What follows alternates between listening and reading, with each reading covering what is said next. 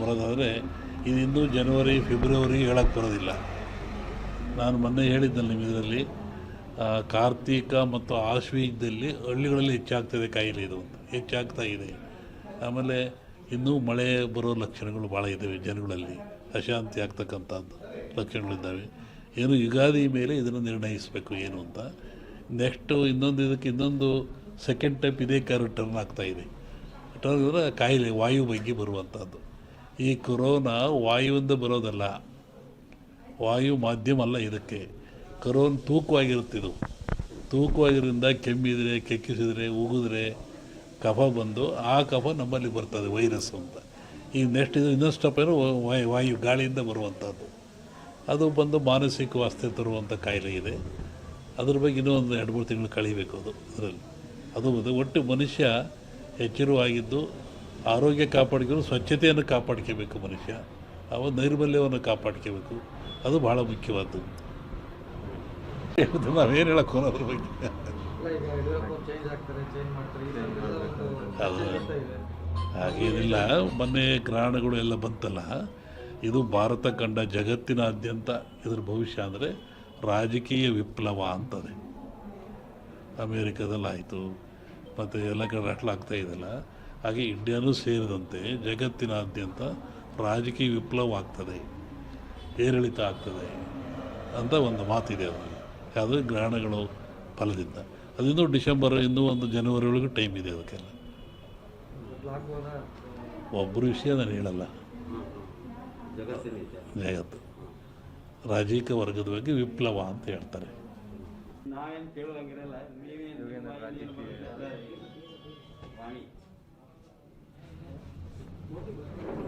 ಜಗತ್ತಿನಲ್ಲಿ ಅತ್ಯಂತ ಶ್ರೇಷ್ಠ ಜ್ಞಾನ ವಿವೇಕವುಳ್ಳದ್ದು ಯಾವುದು ಅಂದರೆ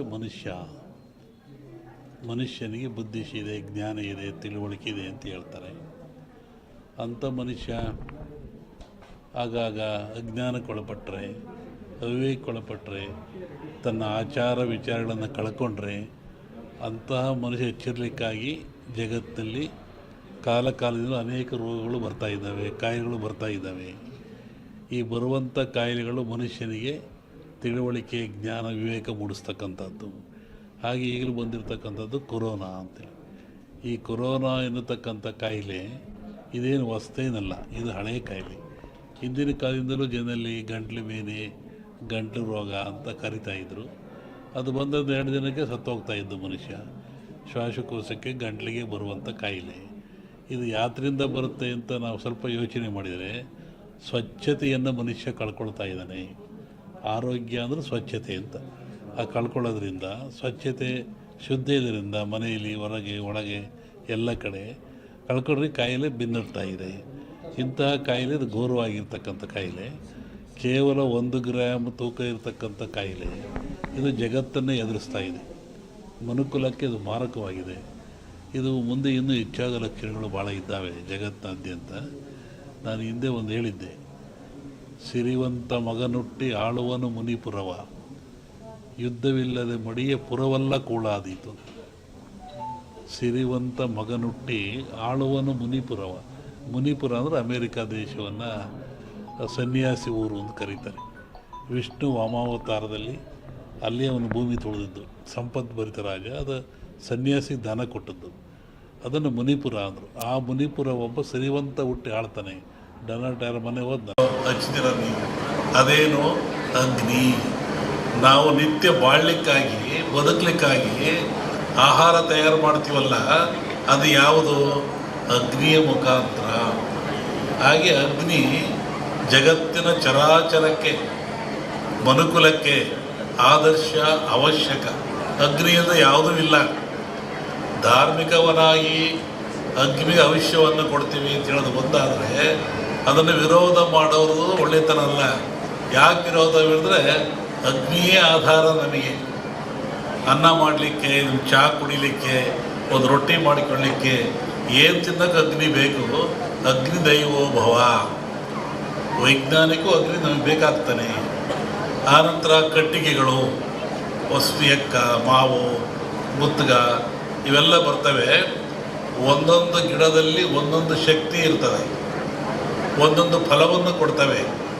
ಕಾಡಿನಲ್ಲಿ ಋಷಿಗಳು ಆಶ್ರಮದಲ್ಲಿ ಯಜ್ಞವನ್ನು ಮಾಡ್ತಾ ಇದ್ರು, ಹೋಮವನ್ನು ಮಾಡ್ತಾ ಇದ್ರು. ಅಂದರೆ ಆ ಧೂಮದಿಂದ, ಆ ಹೊಗೆಯಿಂದ ಪರಿಸರ ಶುದ್ಧವಾಗ್ತಾ ಇತ್ತು.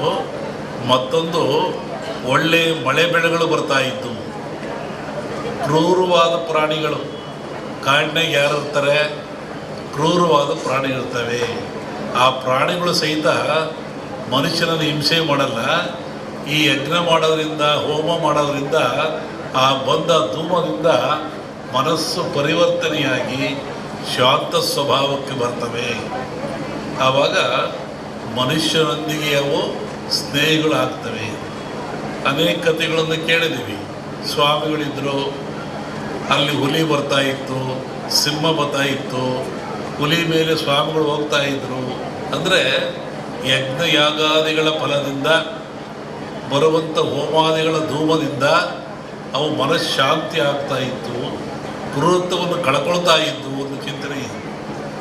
ಆನಂತರ ರಾಜರು ಮಹಾರಾಜಗಳು, ಇವತ್ತಿನ ರಾಜರಿಗೆ 10 ರೂಪಾಯಿ ಕೊಡೋ ಶಕ್ತಿ ಇಲ್ಲ ಸರ್ಕಾರದನ್ನು. ಆವತ್ತಿನ ರಾಜರುಗಳಿಗೆ ತಲೆಯನ್ನು ಕಡಿಸುವಷ್ಟ ಶಕ್ತಿ ಇತ್ತು. ಇದ್ದಲ್ಲೇ ಆದೇಶ ಕೊಡ್ತೆ ತಲೆ ಕಟ್ಟು ಮಾಡುವಂತಿದ್ದ ಅವನು. ಅಂತಹ ಶಕ್ತಿ ಅವನಿಗಿತ್ತು, ಸಾರ್ವಭೌಮತ್ವವಿತ್ತು. ಅಂಥವ್ರು ಏನು ಮಾಡ್ತಾಯಿದ್ರು?